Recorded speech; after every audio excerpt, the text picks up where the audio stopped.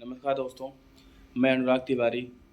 मेरे YouTube channel Tiwari legal solution में आपका हार्दिक स्वागत है।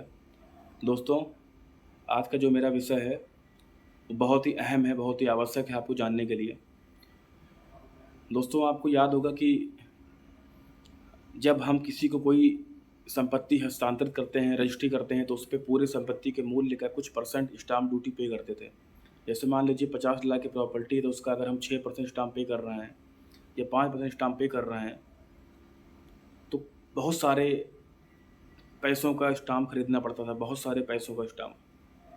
मतलब 2 लाख, 3 लाख, 4 लाख, 1 लाख का स्टाम्प प्रॉपर्टी के हिसाब से, जितने की प्रॉपर्टी होगी उसका 6% या 5% स्टाम्प ड्यूटी, जो कि स्टेट वाइज होता है, वो डिसाइड होता है।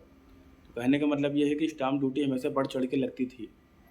लेकिन हाल ही में अब एक नया कानून पास हुआ है कि अगर आप अपने सगे रक्त संबंधों में, जैसे दादा दादी चाहें तो अपने नाती पोतों को, पति अपने पत्नी को, भाई भाई को, या भाई अपने भतीजे को, या भाई अपने भतीजी को, मतलब जो भी ब्लड रिलेशन में आते हैं, उनमें कोई अपनी प्रॉपर्टी दूसरे को, जो कि उसके रक्त संबंधों में आता है, मैं बार बार आपको ये शब्द इस्तेमाल कर रहा हूँ कि अपने सगे खून के संबंधों में, ब्लड रिलेशन में, अगर किसी को अपनी कोई ज़मीन देनी है, कोई प्रॉपर्टी देनी है, तो उसके लिए आपको अब उस पूरे अमाउंट पे कोई स्टाम्प ड्यूटी नहीं देनी है, कोई परसेंट नहीं लगेगा स्टाम्प ड्यूटी का।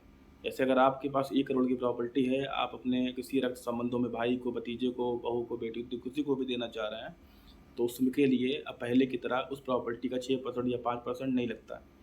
अब प्रॉपर्टी कितनी भी महंगी हो, कितनी भी महंगी हो, अब सिर्फ 5,000 रुपये का स्टाम्प आपको पे करना है और 1,000 रुपये का कोर्ट फीस, मतलब 6,000 रुपये आपका लगेगा। और इस 6,000 रुपये में आप चाहे जितने मूल्य की प्रॉपर्टी हो, अपने किसी खास रिश्तेदार को जो रक्त संबंधों में है, उसको आप ट्रांसफ़र कर सकते हैं।